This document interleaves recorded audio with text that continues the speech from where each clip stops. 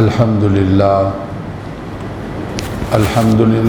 نحمده ونستعينه ونستغفره ونعوذ بالله من شرور أنفسنا ومن سيئات أعمالنا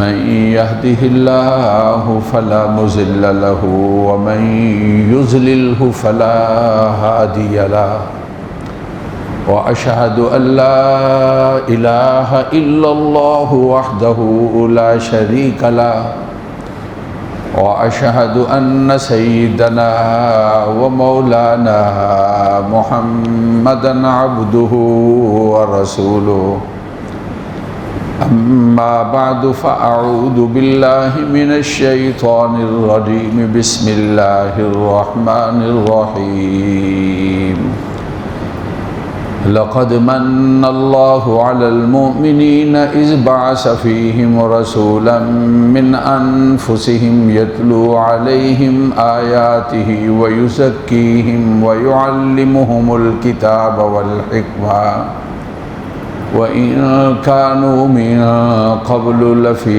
ضلال مبين۔ اللہ کی ذات نے تحقیق تم پر احسان کیا، تم میں رسول اور نبی کو بھیجا جو تلاوت کرتا ہے اس کی آیات کو اور کتاب کی تعلیم دیتا ہے اور تمہارا تزکیہ کرتا ہے، اگرچہ اس سے پہلے تم لا علم تھے۔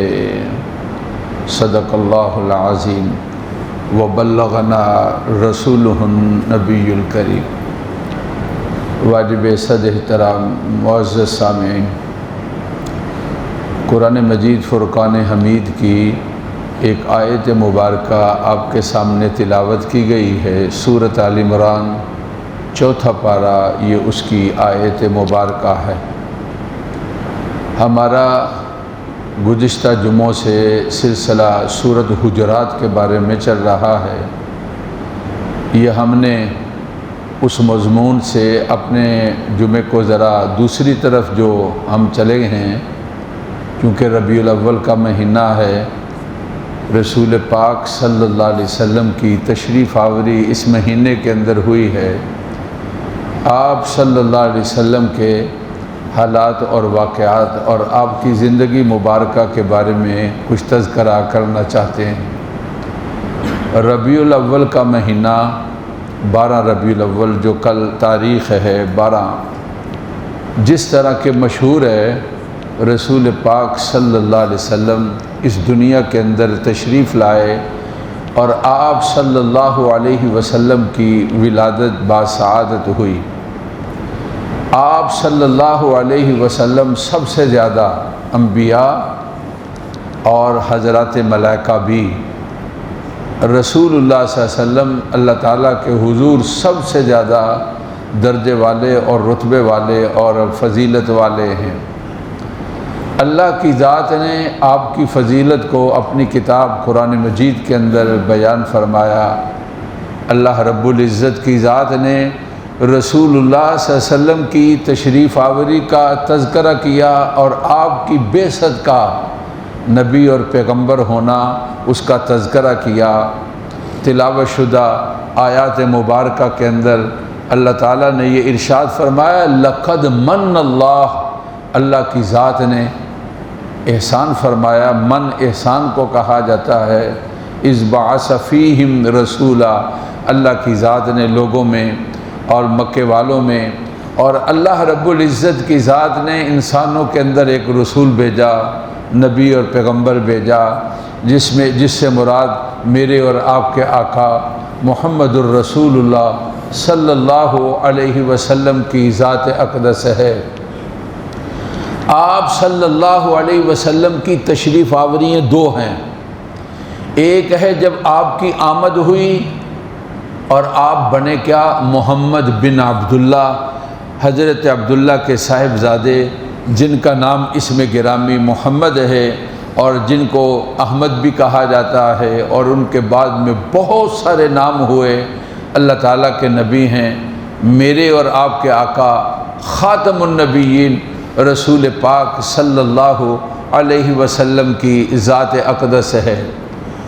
رسول اللہ صلی اللہ علیہ وسلم کی یہ بعثت یہ مہینہ ربیع الاول کا اس مہینے کے اندر ہوئی ہے، اور دوسری آپ صلی اللہ علیہ وسلم کی حیثیت اس لحاظ سے ہے کہ آپ محمد الرسول اللہ ہیں، آپ اللہ تعالیٰ کے نبی ہیں اور پیغمبر ہیں۔ اللہ کی ذات نے آپ کا انتخاب کیا ہے اور اللہ کی ذات نے آپ کو چن لیا ہے اور لوگوں کی رہنمائی اور ہدایت کے لیے آپ کو بھیجا اور مبعوث کیا ہے۔ اس حیثیت سے رسول اللہ صلی اللہ علیہ وسلم کو محمد الرسول اللہ کہا جاتا ہے۔ وہ آپ صلی اللہ علیہ وسلم کی ولادت ہوئی مکہ معظمہ کے اندر، اور اس بعثت کا نبوت والی کا ظہور جو ہوتا ہے جب آپ غار حرا میں جبل نور میں، اور جو مکہ معظمہ کے اندر وہ جگہ ہے آپ وہاں پر تشریف فرما تھے، تو اس کی ابتدا ہوتی ہے جب اللہ کی طرف سے پیغام کو لانے والا، جن کو حضرت جبرائیل کہا جاتا ہے علیہ الصلاۃ والتسلیمات، وہ تشریف لائے، اور اللہ تعالیٰ کا سب سے پہلا پیغام جو نبی کریم صلی اللہ علیہ وسلم کو دیا گیا وہ پیغام یہ تھا کہ اقرأ بسم ربک الذی خلق، پڑھیے اس رب کے نام پر جس نے ساری کی ساری مخلوقات کو بنایا، ساری کی ساری مخلوقات کا خالق ہے، رب ہے، اس کی نام کے ساتھ آپ تلاوت کیجئے۔ اور آپ صلی اللہ علیہ وسلم کا کہنا کہ ما انا بقارئ، میں تو پڑھا ہوا نہیں ہوں۔ جبرائیل امین نے، بخاری شریف کی روایت ہے، رسول اللہ صلی اللہ علیہ وسلم کو اپنے سینے سے لگایا اور پھر کہا کہ پڑھیے فقرا یا محمد، اے محمد صلی اللہ علیہ وسلم پڑھیے۔ اور آپ دوبارہ یہ ارشاد فرماتے ہیں کہ ما انا بقارئ، میں تو کوئی پڑھا ہوا نہیں ہوں۔ اور پھر آپ نے سینے سے لگایا اور پھر چھوڑا اور کہا کہ پڑھیے۔ پھر آپ کے سامنے وہ لکھا ہوا کہ جس میں لکھا تھا اقرأ بسم ربک الذی خلق خلق الانسان من علق، آپ نے پڑھا، اور پھر اس کے بعد آپ واپس تشریف لائے، اور جب آپ گھر میں تشریف لائے تو رسول اللہ صلی اللہ علیہ وسلم کی کیفیت بخار والی ہو گئی۔ یہ آپ صلی اللہ علیہ وسلم کی سیرت مبارکہ کا اور آپ صلی اللہ علیہ وسلم کی حیات طیبہ کا اہم ترین واقعہ ہے، جس واقعہ کے موقع پر رسول اللہ صلی اللہ علیہ وسلم کو سب سے پہلا اللہ کا پیغام پہنچا اور آپ کو بتایا گیا کہ آپ اللہ کے نبی اور پیغمبر ہیں، اور اللہ کی ذات نے آپ کو چن لیا اور منتخب کیا ہے، اور اللہ کی ذات نے اپنا پیغام دے کر آپ کو بھیجا ہے۔ آپ لوگ بلغ ما انزل الیک من ربک، جو آپ کے رب کی جانب سے آپ کو پیغام ملا ہے، آپ اس پیغام کو عام کیجئے اور لوگوں تک اس پیغام کو پہنچائیے۔ پھر رسول پاک صلی اللہ علیہ وسلم کی ذات اقدس نے اس پیغام کو پھر ایسا عام کیا، آپ صبح کیا، شام کیا، آپ مجمع میں کیا، انفرادی طور پر کیا، لوگوں کے ساتھ ملتے ہیں اور لوگوں تک اللہ تعالیٰ کا جو پیغام ہے، جو آپ کو غار حرا میں جبرائیل کی وساطت سے رسول اللہ صلی اللہ علیہ وسلم کو پیغام ملا، اس پیغام کو پاک پیغمبر صلی اللہ علیہ وسلم کی ذات اقدس نے عام کیا ہے۔ میں صرف ایک زیادہ اس کو پھیلانا نہیں چاہوں گا اس جمعے میں صرف ایک آپ صلی اللہ علیہ وسلم کی ذات اقدس کا یہ پہلو جو پیغام والا ہے، میں آپ کے سامنے صرف اس کا تذکرہ کرنا چاہتا ہوں۔ کہتے ہیں کہ جب آپ گھر تشریف لے گئے تو آپ نے حضرت خدیجۃ الکبریٰ جو آپ کی اہلیہ محترمہ ہے، آپ کی عادت شریفہ یہ تھی کہ اپنے ساتھ کچھ دنوں کا کھانا لے لینا، اور جبل نور میں جو غار حرا ہے وہ بلندی کے اوپر پورے مکہ سے نظر آتی ہے، آپ وہاں پر تشریف لے جاتے اور وہاں پر اپنے رب کی عبادت کرتے، اور گھر تشریف لائے تو آپ کو سردی محسوس ہو رہی تھی، اور آپ نے حضرت خدیجہ سے کہا کہ یا خدیجہ زملونی، مجھے کوئی چادر کپڑا دے دیجئے، اس لیے کہ مجھے سردی محسوس ہو رہی ہے، بخار والی کیفیت جو ہے وہ محسوس ہو رہی ہے۔ آپ صلی اللہ علیہ وسلم جب اس کیفیت سے نکلے، بیدار ہوئے اور آپ کی طبیعت کچھ بحال ہوئی، تو آپ نے سب سے پہلا اس پیغام کا تذکرہ اپنی اہلیہ محترمہ حضرت خدیجۃ الکبریٰ کے سامنے رکھا ہے۔ آپ یوں کہہ لو کہ سب سے پہلے آپ پر ایمان لانے والی عورت ہے، جس نے رسول اللہ صلی اللہ علیہ وسلم کی رسالت کو سب سے پہلے مانا ہے، وہ میری اور آپ کی امی جان اور رسول اللہ صلی اللہ علیہ وسلم کی گھر والی حضرت خدیجۃ الکبریٰ ہیں رضی اللہ تعالی عنہا، جو انہوں نے آپ صلی اللہ علیہ وسلم پر جو پیغام آیا تھا اس پیغام کو آپ نے سنا اور اس کو آپ نے مانا ہے۔ آپ نے ان کے سامنے تذکرہ کیا اور کہا لقد خشیت علی نفسی، خدیجہ مجھے اپنی جان کے بارے میں ڈر لگ رہا ہے۔ اللہ کی ذات نے اتنی بڑی ذمہ داری ڈال دی۔ اس کی ایک وجہ یہ بھی تھی کہ آپ جبرائیل امین نے جب اپنے ساتھ لگایا اور پھر اس کو چھوڑا، بہرحال بشری کچھ تقاضے اور انسانی کچھ تقاضے بھی ہیں، اور اس کی وجہ سے آپ صلی اللہ علیہ وسلم پر ایک لحاظ سے ایک خوف سا طاری تھا، اور اس کی وجہ یہ بھی ہو سکتی ہے کہ ذمہ داری کہ اس کو ادا کرنا کس طرح کرنا ہے، اور اس کا بشری تقاضا بھی ہو سکتا ہے۔ جو میں بات آج کے جمعے میں مین چیز آپ کے سامنے عرض کرنا چاہ رہا ہوں، جب حضرت خدیجہ کے سامنے رسول اللہ صلی اللہ علیہ وسلم نے تذکرہ کیا لقد خشیت علی نفسی، مجھے اپنی جان کا ڈر لگ رہا ہے، تو حضرت خدیجۃ الکبریٰ نے جو آپ کو تسلی دیتے ہوئے کلمات جو ارشاد فرمائے اور بخاری شریف کے اندر موجود ہیں، آپ صلی اللہ علیہ وسلم سے ارشاد فرمایا کلا واللہ لا یخزیک اللہ ابدا، مجھے اپنے اللہ کی قسم ہے کبھی بھی اللہ آپ کو ضائع نہیں کریں گے۔ کیا کہا ہے امی جان نے کہ آپ کو اپنی جان کا جو ڈر لگ رہا ہے آپ بے خوف ہو جائیں، اس لیے کہ اللہ تعالیٰ آپ کو کبھی ضائع نہیں کریں گے۔ اور پھر اس کے بعد امی جان نے اس کی وجوہات 5 وجہ بیان کی ہیں، اور ان کے بارے میں تذکرہ کرنا چاہ رہا ہوں، اور ان وجوہات میں سے سب سے پہلی جو وجہ بیان کی انک لتصل الرحمہ، آپ تو صلہ رحمی کرنے والے ہیں۔ صلہ رحمی اس کا مطلب ہے رشتہ داروں کا خیال رکھنے والے ہیں۔ ربیع الاول کا اور رسول اللہ صلی اللہ علیہ وسلم کی ولادت باسعادت کا اور اس کی 12ویں تاریخ کا کہتے ہیں کہ پیغام کیا ہے؟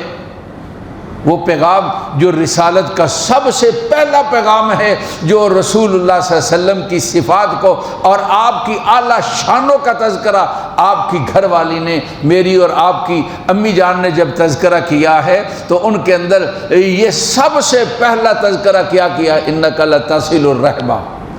حالانکہ آپ صلی اللہ علیہ وسلم بڑے عبادت گزار تھے، کئی دن تنہائی کے اندر اس پہاڑی کی چوٹی میں اور اس غار کے اندر کئی دن اور کئی راتیں آپ وہاں پر قیام فرماتے۔ تقریباً نبوت سے 6 ماہ پہلے آپ صلی اللہ علیہ وسلم کی یہ عادت شریفہ تھی، کیا کہ آپ کھانا تیار ہونا اور آپ نے اس کو ساتھ لینا، اور پھر اس کے بعد 2-3 دن وہاں قیام کرنا اور عبادت کرنا، اور پھر اس کے بعد آپ واپس آ جانا، اور پھر اس کے بعد 1-2 دن کے بعد آپ نے پھر چلے جانا۔ تو یہ اس سے آپ صلی اللہ علیہ وسلم کی بڑی عبادت گزاری جو ہے اس کا ظہور ہوتا ہے۔ لیکن امی جان نے یہ نہیں کہا بہت بڑے عبادت گزار ہیں، آپ جو ہے تنہائی کے اندر اپنے اللہ تعالیٰ کی عبادت، یہ بھی بڑا درجہ ہے اور بڑا رتبہ اور مقام ہے، لیکن اس کا انسان کے اپنی ذات کے ساتھ تعلق ہے۔ لیکن انسانیت کے ساتھ امی جان نے ان صفات کا تذکرہ کیا جن صفات کا تعلق انسان کے ساتھ نہیں بلکہ پوری انسانیت کے ساتھ ان کا تعلق ہے۔ ان میں سے پہلا تذکرہ یہ کیا کہ انک لتصل الرحمہ، آپ رشتہ داریوں کا خیال رکھنے والے اور رشتہ داروں کے ساتھ رشتہ داری کو جوڑنے والے ہیں۔ اللہ کے نبی کے ساتھ عشق کا دعویٰ کرنے والوں، اللہ کے نبی کے ساتھ محبت کا اعلان کرنے والوں، اس کے بغیر ایمان کی تکمیل نہیں ہے اللہ کی قسم۔ لیکن یاد رکھو ان کے ساتھ محبت کا تقاضا ان کی عادات کو اپنانا ہے، ان کی تعلیمات کو لینا ہے، ان کے اخلاق حسنہ پر چلنا ہے، اور ان کی جو سیرت مبارکہ ہے، زندگی گزارنے کا جو اصول اور طریقہ انہوں نے بتایا ہے، اس طرح اپنے آپ کو چلانا ہے، اور اس طریقے کے اوپر ہم نے چلنا ہے۔ وہ سب سے پہلے ان طریقوں میں سے جو امی جان نے رسول اللہ صلی اللہ علیہ وسلم کا سب سے پہلا عمل جو بتایا ہے کہ آپ رشتہ داریوں کا خیال رکھنے والے ہیں۔ آجو ذرا، میں اور آپ رسول اللہ صلی اللہ علیہ وسلم کے نام پر چراغاں بھی کر دیں گے، خرچہ کر دیں گے، جھنڈیاں بھی لگا دیں گے، اور جلوس بھی نکالیں گے، زندہ باد نعرے بھی لگائیں گے، اور اس کے لیے بہت کچھ قربانیاں بھی دیں گے، خرچ بھی کر دیں گے، دعوتیں بھی کریں گے۔ ذرا گریبان میں جھانکے تو صحیح، بہن کے ساتھ ہمارا رشتہ کس درجے میں پہنچا ہے، بھائیوں کے ساتھ ہمارا رشتہ کس درجے کے اندر پہنچا ہے، ان کی اولاد کے ساتھ ہمارا رشتہ کس درجے کے اندر پہنچا ہے۔ اگر کہیں میل نظر آ جائے اور کہیں رکاوٹ نظر آ جائے، سمجھ لینا یہ محبت کے خلاف ہے، اور یہ تابعداری کے خلاف ہے، یہ اطاعت کے خلاف ہے۔ رسول اللہ صلی اللہ علیہ وسلم کی جو اعلیٰ شان ہے، اور اعلیٰ شانوں میں سے جو آپ صلی اللہ علیہ وسلم کی اعلیٰ صفات ہیں، ان میں سے ایک صفت بھلا کیا ہے؟ انک لتصل الرحمہ۔ آج بھائی گھسیٹ کر اپنی بہن کو کچہریوں میں لے جاتا ہے، کتنے مقدمات ہیں۔ میرے پاس دو دن پہلے کی بات ہے، سیالکوٹی دروازے کے کچھ لوگ آئے، بھائیوں کا اور بہنوں کا جھگڑا ہے، اور 8 سال ہو گئے ترکے کی تقسیم کے بارے میں، 8 سال ہو گئے، اور 8 سال عدالتوں کے اندر بہنوں کی اولاد جا رہی ہے، بھائیوں کی اولاد جا رہی ہے، اور فیصلہ کبھی کہاں سے کہاں لے جا رہے ہیں، اور کبھی کہاں سے کہاں لے جا رہے ہیں۔ میں نے کہا یار یہ تو کوئی مشکل نہیں ہے، جو اللہ کی ذات نے حق بتایا ہے بہن کا، اس کو حق دے دو، اور اس کے لیے تیار ہو جاؤ، اور کہہ دو کہ جو اللہ کہتا ہے، جو اللہ کے رسول نے ہمیں بتایا ہے، ہم اس کی تابعداری کریں گے۔ بہن آ جاؤ، اور ان کی اولاد کو کہہ دو آ جاؤ، ہمیں پوچھ لیتے ہیں کیا حق ہے، جو کسی کا حق ہے ہم اس کو ادا کر دیتے ہیں۔ ایک محفل کے اندر اور ایک مجلس کے اندر یہ جھگڑا جو 8 سال تک چلا ہے، اور اگر اس کو خود حل نہ کیا، پتہ نہیں اب اس کے اوپر باقی کتنے 8 سال جو ہے وہ باقی لگنے والے ہیں، اور اسی طرح رلتے رہو گے۔ قسم اللہ کی، ہمارے دلوں کے اندر رشتہ داری کے بارے میں وہ کہتے ہیں نا خون سفید ہو گئے، اور ایسا ہی ہے کہ خون سفید ہو چکے ہیں۔ بھائی سلام کرتا ہے اور منہ پھیر لیا جاتا ہے، بھائی پوچھتا ہے میرے سلام کا جواب نہیں دیتے۔ مجھے ایک صاحب نے کہا، اس کے بارے میں کہتے ہیں میں آپ کی سلامتی چاہتا نہیں ہوں، اس لیے میں آپ کی سلام کا جواب نہیں دیتا ہوں۔ آپ صلی اللہ علیہ وسلم کے نام کا اور آپ صلی اللہ علیہ وسلم کے ساتھ تعلق کا اگر دعویٰ ہے، ربیع الاول مجھے اور آپ کو پکار رہا ہے کہ جس نبی کے ساتھ تعلق کا اور عشق کا دعویٰ کرتے ہو، اس نبی کی نبوت اور رسالت کا سب سے پہلا جو پیغام تھا، جب ان کا تذکرہ ہوا تو ان کے تذکرے کے اندر جو سب سے پہلا پیغام آیا وہ یہ تھا کہ انک لتصل الرحمہ، آپ رشتہ داریوں کو جوڑنے والے ہیں۔ رسول اللہ صلی اللہ علیہ وسلم نے ارشاد فرمایا، انا زعیم فی ربض الجنہ، میں گارنٹی دیتا ہوں اللہ اس کو جنت میں محل دے گا۔ کس کو؟ من ترک المرائی و ان کان محقا، بہن بھائیوں کے اندر جو جھگڑے کو چھوڑ دیتا ہے اور اپنے قدم کو پیچھے ہٹا لیتا ہے، اگرچہ وہ حق پر ہے، اور بات اس لیے مان لیتا ہے کہ کوئی بات نہیں یار، بھائی ہے نا میرا، بہن ہے نا میری، ان کی اولاد وہ بھی تو میرے بہن بھائیوں کی طرح ہے، اور اس جھگڑے کو مٹا دیتا ہے اور ختم کر دیتا ہے۔ اللہ کے نبی نے کہا میں گارنٹی دیتا ہوں، یہ سارا کچھ ہمارا کس لیے ہے یار؟ اللہ راضی ہو جائے اور آخرت دوزخ کے عذاب سے ہم بچ جائیں۔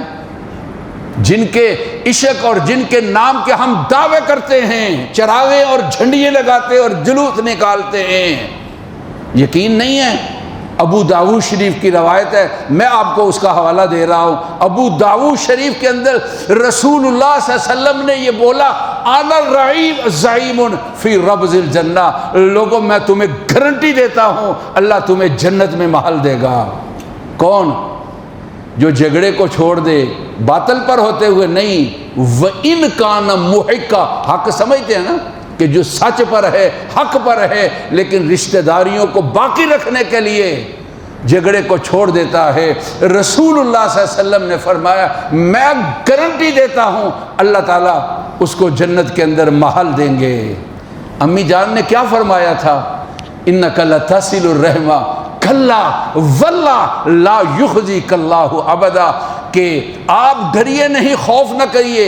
آپ نے کہا تھا کہ لقد خشیت علی نفسی، مجھے اپنی جان کا ڈر لگ رہا ہے، اور انہوں نے کہا اللہ کی قسم اللہ آپ کو کبھی ضائع ہونے نہیں دیں گے، اس لیے کہ آپ رشتہ داریوں کا خیال رکھنے والے ہیں۔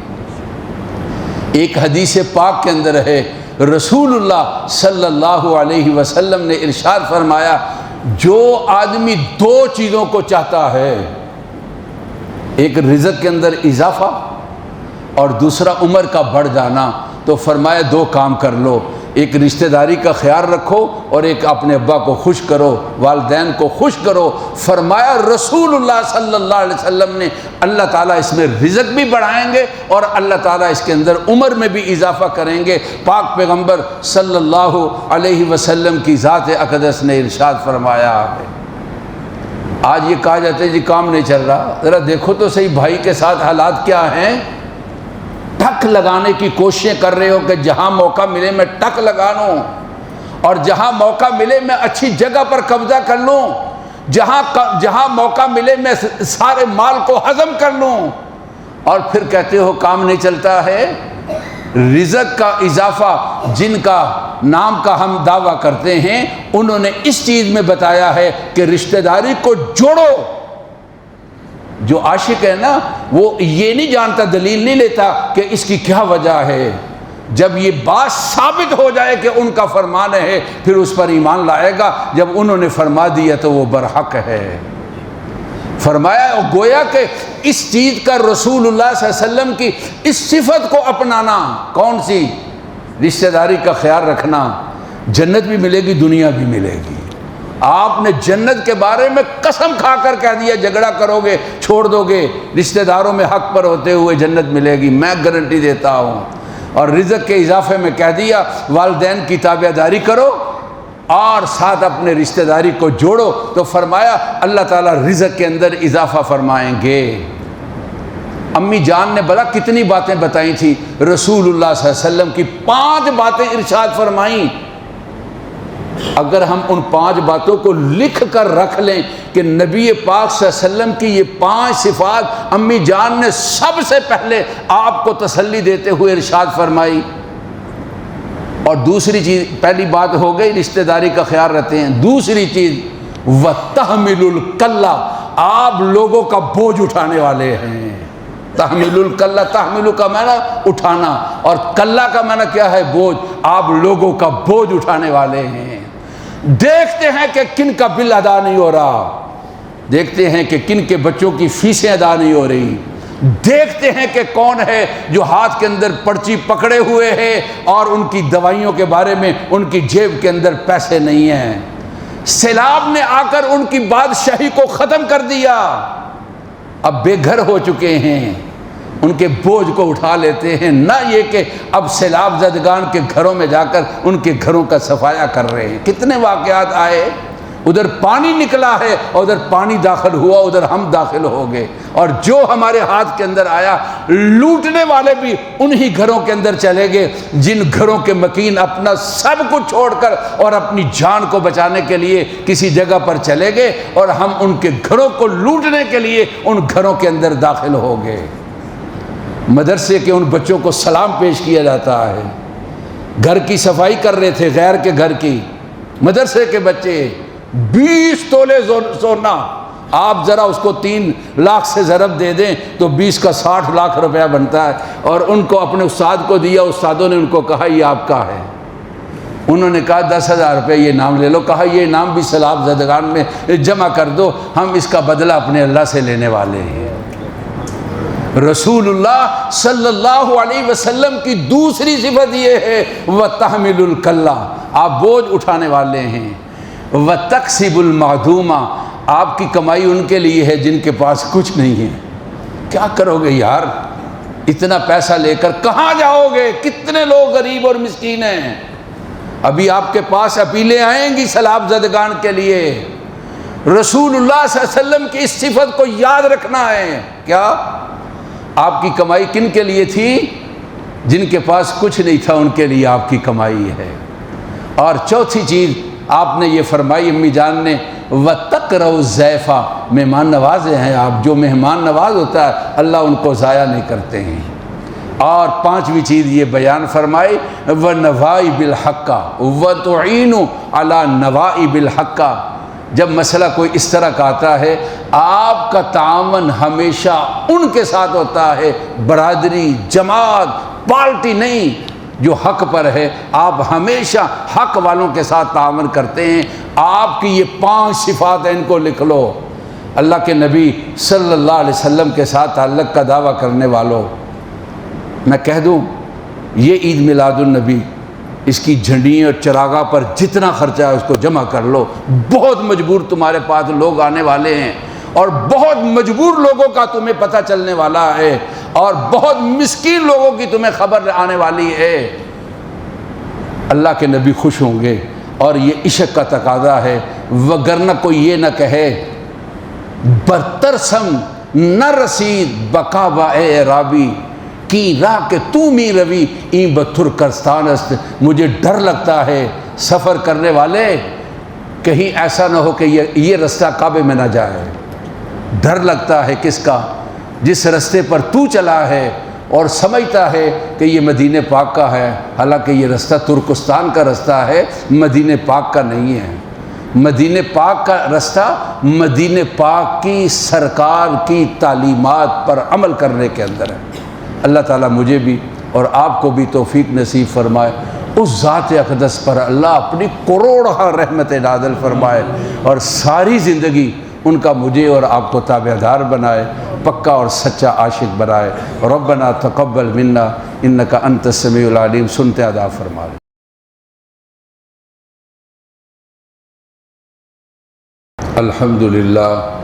الحمد للہ نحمده ونستعینه ونستغفره ونعوذ باللہ من شرور انفسنا ومن سیئات اعمالنا. من يهده الله فلا مضل له ومن يضلل فلا هادي له وأشهد أن لا إله إلا الله وحده لا شريك له وأشهد أن سيدنا ومولانا محمدا عبده ورسوله. أما بعد فأعوذ بالله من الشيطان الرجيم. وقال ربكم ادعوني أستجب لكم إن الذين يستكبرون عن عبادتي سيدخلون جهنم داخرين. بارك الله لنا ولكم في القرآن العظيم ونفعنا وإياكم بالآيات والذكر الحكيم. أستغفر الله لي ولكم ولسائر المسلمين فاستغفروه إنه هو الغفور الرحيم.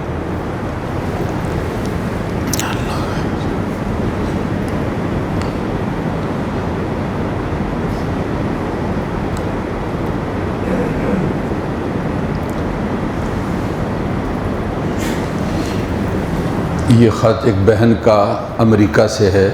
وہ جاب کرتی تھی اور کوئی خاتون وہاں آفیسر آئی، اس نے اس کو فارغ کر دیا. یہ بیچاری بہت پریشان ہے اور اس نے دعا کے لیے کہا ہے اللہ میری پریشانیوں کو دور فرما دے.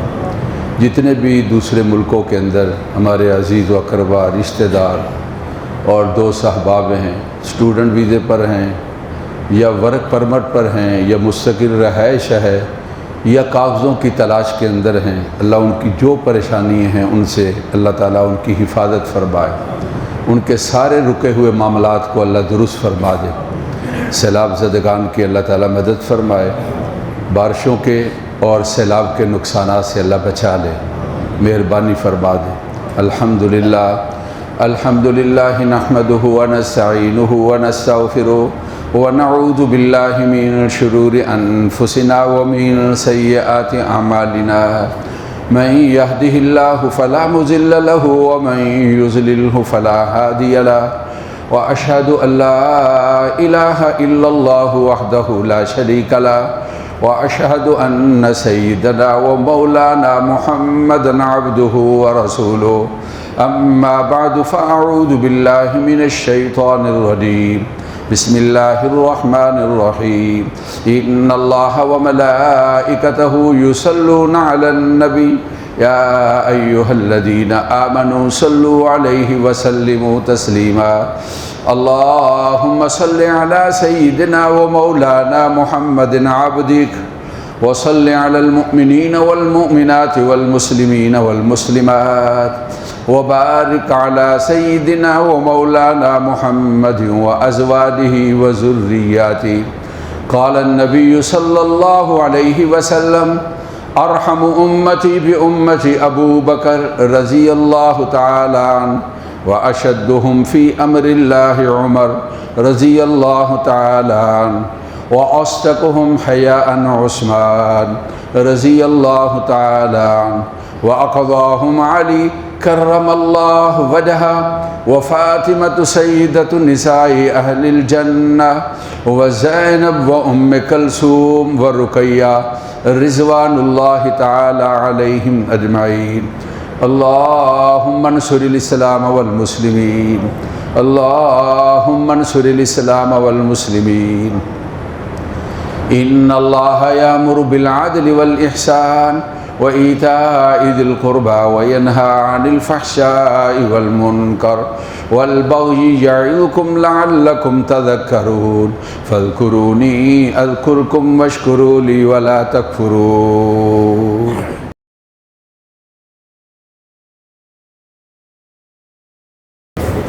الحمد لله رب العالمين اللهم صل على سيدنا ومولانا محمد وعلى آل سیدنا و مولانا محمد وبارک وسلم۔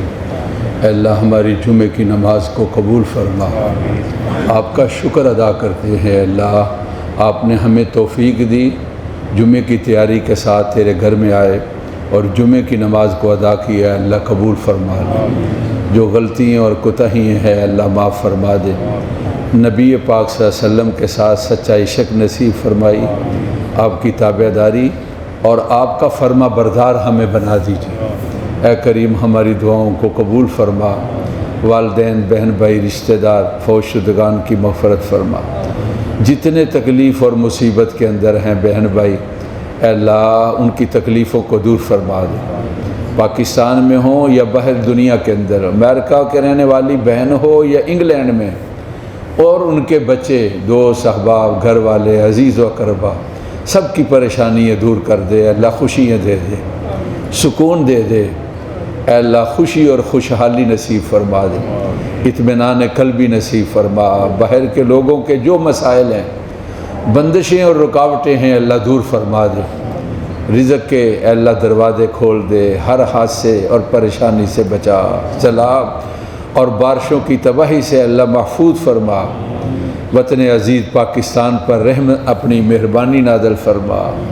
اس کے بدخواہ اور دشمن اے اللہ اس پر اور اس کے فوجیوں اور سپاہیوں پر حملہ کرنے والے اللہ ان کو نیست و نبود کر دے۔ اے اللہ ان کی طاقت کو پاش پاش کر دے۔ اے اللہ ان کی ناکامیوں کو زہر کر دے۔ اے اللہ ہماری دعاؤں کو قبول فرما۔ اور ربنا تقبل منا انک انت السمیع العلیم، وصلی اللہ تعالی علی سیدنا و مولانا محمد و آلہ و اصحابہ اجمعین رحمۃ اللہ۔